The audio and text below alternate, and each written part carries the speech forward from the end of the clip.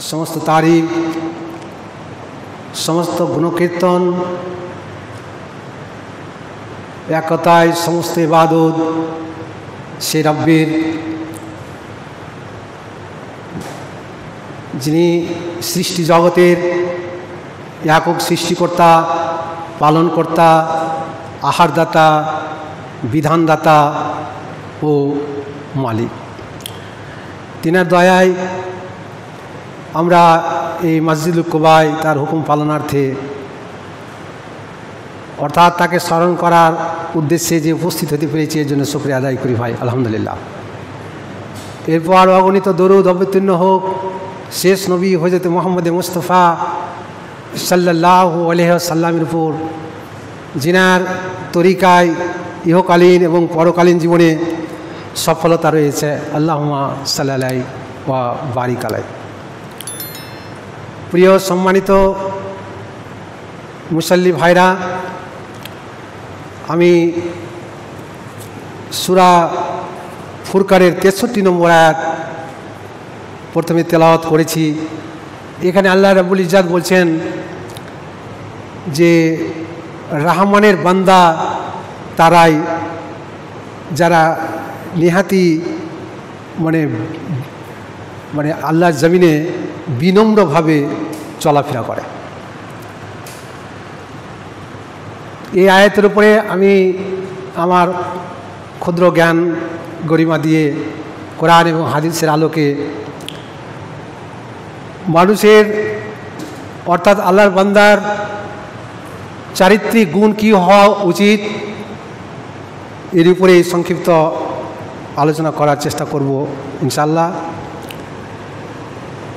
তো দেখুন, একজন মুমিনের অর্থাৎ ঈমানদারের চরিত্র কী হওয়া উচিত এ সম্পর্কে আল্লাহ রাব্বুল ইজ্জত সূরা বাকারার প্রথম দিকেই আল্লাহ বলছেন যে আল্লাযীনা ইউমিনুনা বিল গায়বি ওয়া ইউকিমুনাস সালাতা ওয়া মিম্মা রাযাকনাহুম ইউনফিকুন ওয়াল্লাযীনা ইউমিনুনা বিমা উনজিলা ইলাইকা ওয়া মা উনজিলা মিন ক্বাবলি ওয়া বিল আখিরাতি হুম উলাইকা আলা হুদাম মির রাব্বিহিম ওয়া উলাইকা হুমুল মুফলিহুন। এখানে আল্লাহ বলছেন যে যারা আল্লাহর গায়বের উপরে ঈমান আনবে, নামাজ কায়েম করবে এবং আল্লাহর পক্ষ থেকে আমরা যে রিজিক পেয়েছি তা থেকে দান করবে, এই যে বৈশিষ্ট্যগুলোর কথা আল্লাহ তুলে ধরেছেন। তারপরে বলা হচ্ছে যে আগেকার নবীদের উপরে যা অবতীর্ণ হয়েছে এবং রাসূল সাল্লাল্লাহু আলাইহি সাল্লামের উপরে যা অবতীর্ণ হয়েছে এটাকেই বিশ্বাস রাখতে হবে, আখিরাতে বিশ্বাস রাখতে হবে। এরাই হচ্ছে সফলকামী। আল্লাহর এটা বিঘোষিত, আল্লাহ স্পষ্ট করে দিয়েছেন। আমরা সূরা মাউনের মধ্যে দেখেছি আল্লাহ বলছেন যে বস্তুত সেই কিয়ামতের দিনকে কি তারা বিশ্বাস করে? আরে তাল্লাযী ওয়াকাযযিবু বিদ্দীন ফাযালিকাল্লাযী ইয়াদুল ইয়াতীম, যারা ইয়াতীমকে গলা ধাক্কা দিয়ে বার করে দেয়। তারপরে বলছেন মিসকিনদেরকে তাহাদের আহার্য থেকে দান করে না। তারপরে বলেছেন যে যারা লোক দেখানো নামাজ পড়ে।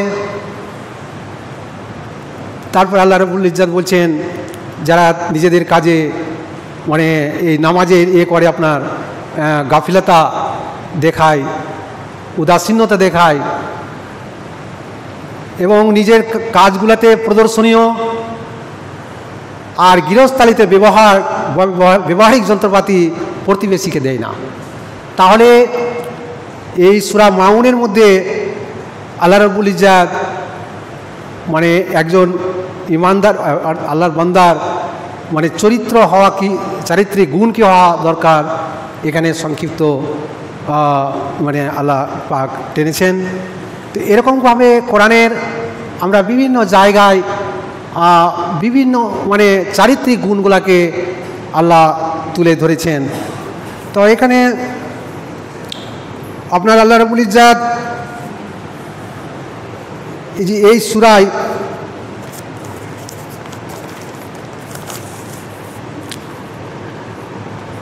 তারপরে এটা আপনার সূরা হজের 35 নম্বর আয়াত আল্লাহ রাব্বুল ইজ্জাত বলছেন যে এই আল্লাহর বান্দার যে চরিত্র সম্পর্কে আল্লাহ বলছেন যে বিনীতভাবে মানে বান্দা হচ্ছে তারাই যাদের সামনে আল্লাহর নাম স্মরণ করা হলে ভয়ে তাদের অন্তর কেঁপে ওঠে, যত বিপদ মানে মুসিবত তাদের উপর আসুক না কেন, যারা তার উপর ধৈর্য ধারণ করে, নামাজ প্রতিষ্ঠা করে এবং সর্বোপরি আমি যে তাদেরকে মানে তাদের উপর রেজেক দান করেছি তা থেকে আমার রাস্তায় খরচ করে। তো এখানেও তাহলে মুমিনদের যে গুণ কি হওয়া দরকার এটা আল্লাহ স্পষ্ট করে দিয়েছেন। এখানে আল্লাহ এই কথাই বলছেন যে যারা আল্লাহর বান্দা হবে তারা আল্লাহর জমিনে বিনীতভাবে চলবে, আর যখন আল্লাহর তার স্মরণ আসবে, আল্লাহর সমস্ত যে মানে দাম্ভিকতার, আল্লাহর যে কৃতিত্বের যে বয়ান অর্থাৎ যে আলোচনায় আসুক না কেন তার হৃদয়টা একেবারে কেঁপে উঠবে। এই ইত্যাদি গুণের কথা আল্লাহ রাব্বুল ইজ্জাত বলছেন। আর বিবাদ বিসংবাদে কী হবে যে সে আল্লাহর উপরেই ভরসা করবে, আল্লাহর উপরেই সবর করবে, এ কথাগুলো বলা হয়েছে। এবং আল্লাহর পক্ষ থেকে তাকে যে রিজিক দান করা হয়েছে তা থেকে সে আল্লাহর পথে ব্যয় করবে। এটাও একটা মুমিনের বা আল্লাহর বান্দার মানে চারিত্রিক গুণ। এটা আপনার সূরা হজের থেকে বললাম। সূরা আল ইমরানের 28 নম্বর আয়াত আল্লাহ বলছেন ইমানদার ব্যক্তি কখনো ইমানদারদের বদলে কাফেরদেরকে নিজেদের বন্ধু বানাবে না। যদি তোমাদের কেউ করে তবে আল্লাহর সাথে তার কোনো সম্পর্কই থাকবে না। তবে হ্যাঁ, তাদের কাছে থেকে কোনো আশঙ্কা থাকলে নিজেদের বাঁচানোর প্রয়োজন হলে তা ভিন্ন কথা। এটা হচ্ছে সূরা আল ইমরানের 24 নম্বর আয়াত। তো এখান থেকে তাহলে যে কয়েকটা গুণের কথা আমি বললাম তা থেকে স্পষ্ট হয়ে যায় যে একজন মুমিনের চারিত্রিক গুণ কী হওয়া উচিত। তো আল্লাহ নবী সাল্লাল্লাহু আলাইহি ওয়াসাল্লাম কী বলছেন মানে চারিত্রিক গুণের উপরে অনেক কথায় নবী সাল্লাল্লাহু আলাইহি ওয়াসাল্লাম বলেছেন। তো আমি কয়েকটা হাদিস বলার চেষ্টা করছি। হযরত আয়েশা রাদিয়াল্লাহু তাআলা আনহা বলেন আমি রাসূলুল্লাহ সাল্লাল্লাহু আলাইহি ওয়াসাল্লামকে ইরশাদ করতে শুনিয়াছি, মুমিন আপন সচ্চরিত্র দ্বারা রোজাদারদের এবং রাত ভরে জেগে ইবাদতকারীর মর্যাদা লাভ করে থাকে। এটা আবু দাউদ শরীফের হাদিসে এসেছে।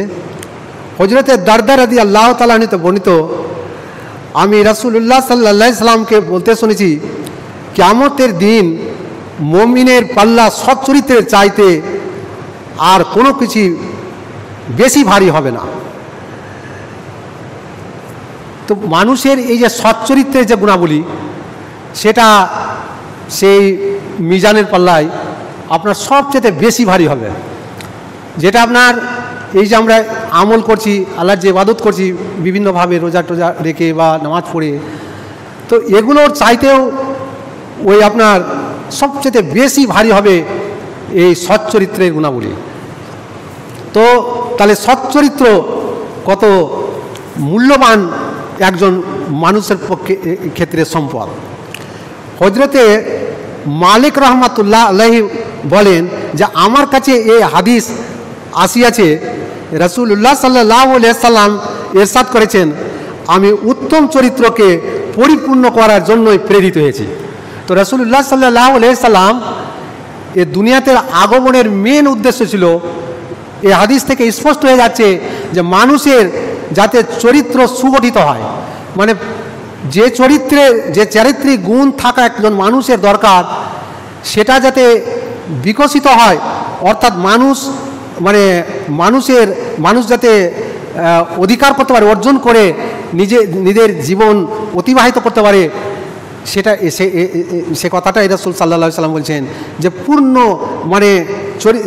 চরিত্র মানুষের মধ্যে পরিপুষ্ট হয়, সেই জন্য আমাকে পাঠানো হয়েছে। হাদিস দ্বারা স্পষ্ট আমরা বুঝতে পারছি।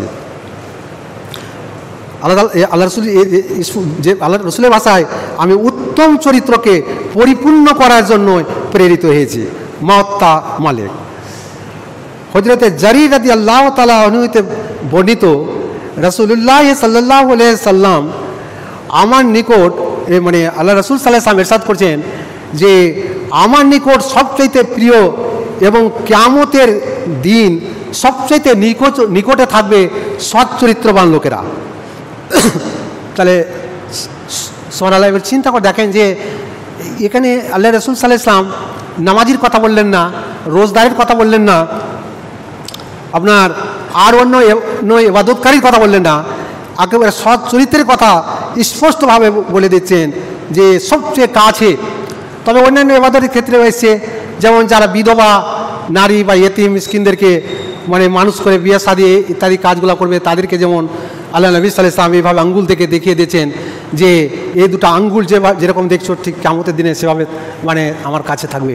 ঠিক তেমনি এখানে সৎ চরিত্রের যারা অধিকারী হবে তাদের কথাও স্পষ্টভাবে আল্লাহ রাসূল সাল্লাল্লাহু আলাইহি ওয়াসাল্লাম ইরশাদ করছেন যে তারা সবচাইতে নিকটে থাকবে, আমার কিয়ামতের দিন সবচাইতে আমার নিকটবর্তী হয়ে থাকবে তারাই যারা সৎ চরিত্রবান।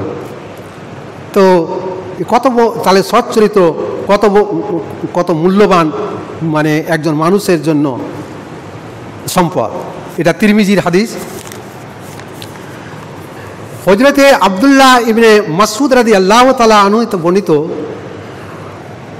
রাসূলুল্লাহ সাল্লাল্লাহু আলাইহি সাল্লাম আমাদের কাছে উপস্থিত হলেন এবং ইরশাদ করেন, আমি কি তোমাদিগকে ওই ব্যক্তির সম্বন্ধে বলিব না যে আগুনের উপর হারাম হবে?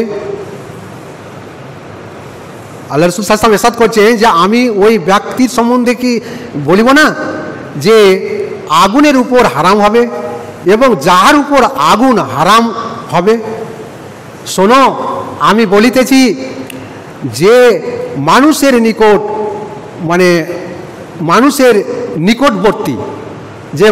নিকটবর্তী বিনয়ী ও নম্র স্বভাব। তিরমিজি শরীফ হাদিস। তাহলে যে মানুষের নিকটবর্তী কে বা কারা থাকে? যারা মানুষের সঙ্গে পরস্পরে মিল মহব্বত হয়ে চলে, লেনদেনের মাধ্যমে ভালো ব্যবহার দেখায়, এটাই তো। আত্মীয় স্বজনের সঙ্গে ভালো ব্যবহার দেখে চলে, অতিথির অ্যাপায়ন যেভাবে দরকার সেভাবে করে, পিতামাতার প্রতিবেশীর হক আদায় করে, তারাই তো নিকটবর্তী থাকবে। এখানে এই হাদিস দ্বারাই স্পষ্ট। তারপরে আরও বলা হচ্ছে যে সে বিনয়ী হবে এবং নম্র স্বভাব হবে। তাহলে বিনয়ী এবং নম্র স্বভাব আপনারা বুঝতে পারছেন, এটাও তিরমিজির হাদিস। মুয়াবিয়া রাদিয়াল্লাহু তাআলা আনহু বলেন, আমি রাসূলুল্লাহ সাল্লাল্লাহু আলাইহি ওয়াসাল্লামকে বলতে শুনেছি যে ব্যক্তি ইহা পছন্দ করে যে লোকেরা আমার সম্মানার্থে দাঁড়িয়ে থাকো। মুয়াবিয়া রাদিয়াল্লাহু তাআলা আনহু থেকে বর্ণিত হাদিস, আল্লাহ নবী সাল্লাল্লাহু আলাইহি ওয়াসাল্লাম ইরশাদ করছেন যে কেউ যদি মনে করে যে আমার সম্মানার্থে কিছু লোক বা কোনো ব্যক্তি দাঁড়িয়ে থাকুক, সে নিজের ঠিকানা রাখলো জাহান্নামে। তাহলে সম্মানার্থে নিজের সম্মানকে সমাজে বা যে কোনো ক্ষেত্রে জোগে রাখার জন্য, ধরে ধরার জন্য যদি এমনটা নিয়াত করে, এমনটা অবয়ব সে বাহ্যিক এবং আন্তরিক অবয়ব দেখায়, তাহলে তার ঠিকানা জাহান্নামে। আনাস রাদিয়াল্লাহু তাআলা আনহু হতে বর্ণিত, রাসূলুল্লাহ সাল্লাল্লাহু আলাইহি ওয়াসাল্লাম ইরশাদ করেন, আনাস রাদিয়াল্লাহু তাআলা আনহু থেকে বর্ণিত, তিনি বলেন যে সাহাবায়ে কিরাম রাদিয়াল্লাহু তাআলা আনহুর নিকট রাসূলুল্লাহ সাল্লাল্লাহু আলাইহি ওয়াসাল্লামের চাইতে কোনো ব্যক্তি মানে প্রিয়তম ছিলেন না বা সম্মানার্থে শ্রেষ্ঠত্ব ছিলেন না।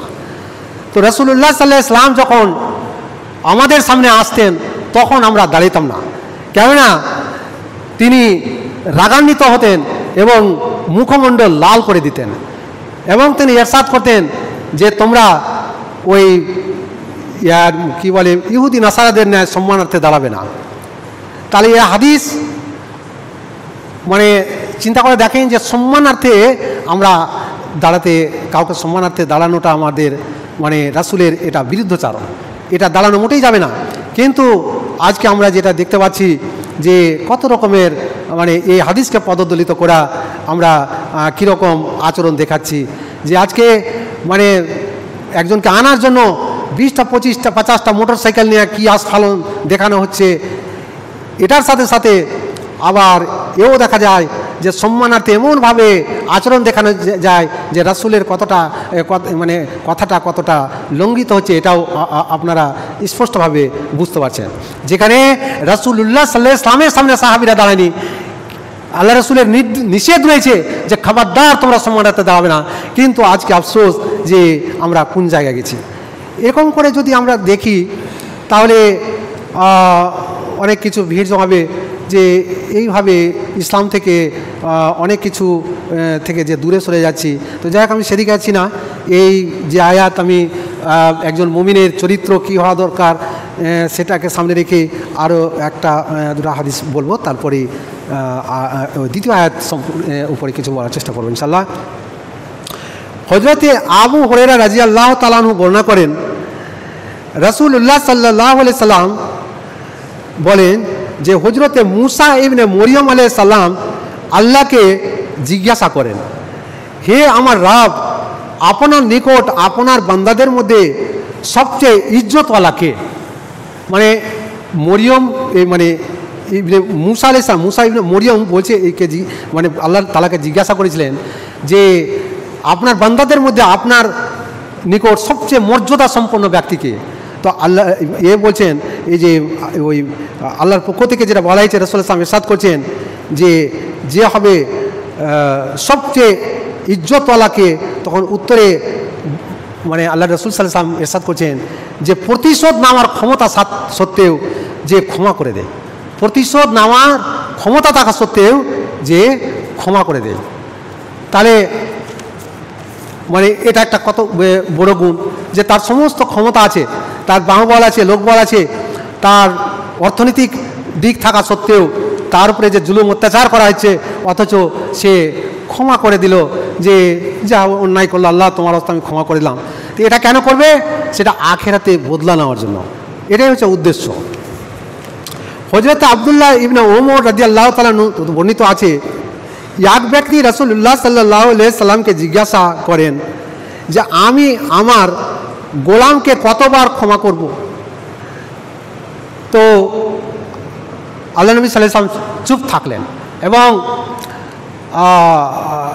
মানে অতঃপর ওই ব্যক্তি পুনরায় একই কথা বললেন যে হে আল্লাহ রাসূল, আমি আমার গোলামকে কতবার ক্ষমা করব? আল্লাহ নবী সাল্লাল্লাহু আলাইহি সাল্লাম অতঃপর ইরশাদ করেন যে দৈনিক 70 বার। সুবহানাল্লাহ, চিন্তা করে দেখেন তো। তাহলে আল্লাহ নবী সাল্লাল্লাহু আলাইহি সাল্লামের মানে চারিত্রিক গুণ কত ঊর্ধ্বে ছিল, এবার ভেবে দেখি। হযরতে কাতাদা রাদিয়াল্লাহু তাআলা, এটাও ওই তিরমিজি হাদিস। হযরতে আপনার ওই শব্দগুলা মানে হাদিস নম্বরগুলো ছোট থাকার জন্য মানে আমি করতে পারিনি। তো যাই হোক, হাদিস একেবারে স্পষ্ট তিরমিজি হাদিস। হযরতে কাতাদা রাদিয়াল্লাহু তাআলা আনহু তো বর্ণিত যে এক ব্যক্তি মানে যে ব্যক্তি ইহা চাই যে আল্লাহ তাআলা কিয়ামতের দিনের মানে কষ্ট হইতে তাকে রক্ষা করো, মানে এক ব্যক্তির নিয়ত হচ্ছে এটাই যে হে আল্লাহ রাসূল, যে মানে আমার ওই যে কিয়ামতের দিন যাতে এই কষ্ট থেকে আমি লাঘব পাই, যে আমি পরিত্রাণ পাই, তো এর জন্য এটা থেকে কী করা যাবে? তো আল্লাহ নবী সাল্লাল্লাহু আলাইহি ওয়াসাল্লাম বলছেন যে তাহার উচিত গরিব মানুষের কর্জ বা এই যে ঋণটাকে ঋণের জন্য সময়ের সুযোগ করে দেওয়া অথবা তাকে মাফ করে দেওয়া। তাহলে চিন্তা করে দেখুন যে ইসলাম কেমন একটা ধর্ম এবং কী বার্তা পাঠাতে চেয়েছে, যে মানুষের সেবার জন্য এ ধর্ম কতটা মানে তৎপরতা দেখিয়েছে।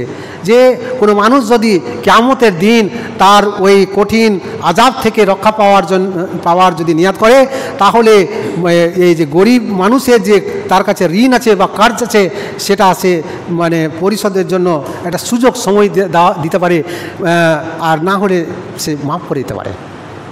আর যদি মাফ করে তাহলে তো বুঝতে পারলেন ভাষাটা, যে আল্লাহ সেদিন তার ওই কঠিন থেকে আযাব থেকে মানে সে যে মুক্তি পাবে বা সেটা লাঘব করবে, এটাই স্পষ্ট। হযরত আনাস রাদিয়াল্লাহু তাআলা আনহু বলেন যে আমি রাসূলুল্লাহ সাল্লাল্লাহু আলাইহি সাল্লামের মানে নিকট 10 বছর মদিনা শরীফে তার খিদমতে ছিলাম। তো আমার বয়স তখন ছিল স্বল্প। তো ওই অল্প বয়স থাকার দরুনে আমার মানে যে কাজগুলো করতাম তাতে রাসূলুল্লাহ সাল্লাল্লাহু আলাইহি সাল্লামের সন্তুষ্ট অর্জন করতে পারতাম না, কিংবা আমার ওই কাজের গরমিল হতো। তো আল্লাহ নবী সাল্লাল্লাহু আলাইহি সাল্লাম কোনো দিনই আমাকে বলে ভর্ৎসনা করেনি। চিন্তা করে দেখেন যে আল্লাহ নবী সাল্লাল্লাহু আলাইহি সাল্লাম তাহলে কীরকম ব্যবহার মানে আনাসের সঙ্গে দেখাতেন। যদিও আনাসের বয়স অল্প থাকার দরুনে সে হয়তো সঠিকভাবে কাজের আঞ্জাম দিতে পারতো না, কিংবা তার যে ভুল ত্রুটি হতো, তো সে কখনোই কিন্তু ওই তাকে মানে ভর্ৎসনা করেনি বা ছোট করে দেখেননি। এটাও তিরমিজির হাদিস। হযরতে আতিয়া রাদিয়াল্লাহু তাআলা আনহু হতে বর্ণিত, তিনি বলেন যে রাসূলুল্লাহ সাল্লাল্লাহু আলাইহি ওয়াসাল্লাম ইরশাদ করেছেন, গোস্সা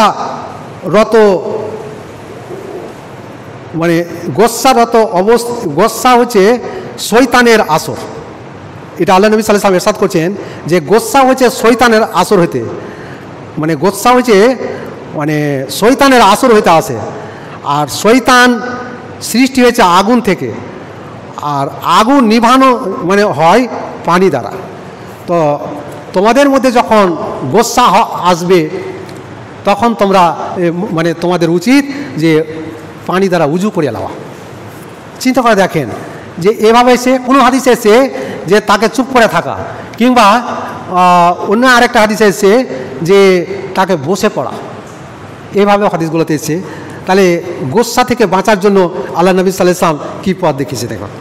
হযরতে জারীর রাদিয়াল্লাহু তাআলা আনহু থেকে বর্ণিত, রাসূলুল্লাহ সাল্লাল্লাহু আলাইহি ওয়াসাল্লাম ইরশাদ করেন, যে ব্যক্তি নম্রতা হইতে বঞ্চিত রইয়াছে, যে ব্যক্তি নম্রতা হইতে বঞ্চিত রইয়াছে, সে সমুদয় কল্যাণ হইতে বঞ্চিত রইয়াছে। এটা মুসলিম শরীফের হাদিস। তাহলে দেখেন যে মানে এই যে তাহলে নম্রতা কত বড় মানে একটা সম্পদ, চরিত্রের জন্য নম্রতা মানে কত মূল্যবান জিনিস, এই হাদিস দ্বারা তাহলে বুঝতে পারলাম। হযরতে আসিয়া রাদিয়াল্লাহু তাআলা আনহু, হযরতে আসিয়া রাদিয়াল্লাহু তাআলা আনহু তো বর্ণিত আছে যে কয়েকজন ইহুদি রাসূলুল্লাহ সাল্লাল্লাহু আলাইহি ওয়াসাল্লামের নিকটে আসলেন, আর তারা রাসূলুল্লাহ সাল্লাল্লাহু আলাইহি ওয়াসাল্লামকে দেখে আসসালামু আলাইকুম বললেন, যার অর্থ হচ্ছে তোমার মৃত্যু হোক। শোনা মাত্রে আয়েশা সিদ্দিকা রাদিয়াল্লাহু তাআলা আনহা বলে উঠলেন যে এই ইহুদিদের উপর লানত হোক, ইহুদিরা ধ্বংস হোক, এই ইত্যাদি মানে কর্কশ ভাষায় তিনি বলে উঠলেন। তখন আল্লাহ নবী সাল্লাল্লাহু আলাইহি ওয়াসাল্লাম বলেন যে আয়েশা, তুমি এই কর্কশ থেকে মানে যে কর্কশ ভাষা থেকে বা তোমার থেকে তুমি বেরিয়ে আসো। এটা মানে হাদিসের সামনে হচ্ছে এটাই যে এটা মোটেই ঠিক নয়, বরং তারা যেটা বলেছে আমিও তদ্রূপই বলেছি যে তাদের উপর সেটাই বর্তাও। তো তারা যদি যেটা দোয়া করবে আমার সেটা ক্ষতি হবে না, তাদের দোয়া কবুল হবে না, কিন্তু আমি যেটা দোয়া করব সেটা কবুল হয়ে যাবে। তো আল্লাহ নবী সাল্লাল্লাহু আলাইহি ওয়াসাল্লাম চরিত্র গঠনের জন্য কি শিক্ষা দিতে চেয়েছেন মানে সেটাই আমরা দেখতে পাচ্ছি। তো সময় প্রায় শেষের দিকে নাকি। তো যাই হোক, দ্বিতীয় আরেকটা আয়াত আমি যেটা বলেছিলাম সেটা পরবর্তী জুম্মাতে হয়তো বলার চেষ্টা করব। সে আয়াতের মানেটা সে আয়াটার ব্যাখ্যাটাও খুব ছিল যে এখানে আল্লাহ রাব্বুল ইজ্জাত বলছেন যে এটা সূরা বাকারার 206 নম্বর আয়াত, যখন তাকে বলা হয় ফিতনা ফাসাদ করে আল্লাহকে ভয়, ফিতনা ফাসাদ না করে আল্লাহকে ভয় করো, তখন মিথ্যা অহংকার তাকে গুনাহর প্রতি আরও বেশি উৎসাহ করে। মূলত এ চরিত্রের লোকেরাই জাহান্নামী, আর এর ঠিকানা কতই না নিকৃষ্ট। তো এই আয়াতের ব্যাখ্যা মানে বড় আছে এবং সময় শেষ। তো যাই হোক, যে চারিত্রিক গুণ হওয়া আমাদের দরকার, তার উপরেই ক্ষুদ্র জ্ঞান গরিমা নিয়ে তুলে ধরার চেষ্টা করলাম। আল্লাহ আমাদের এই আলোচনাকে কবুল করুন।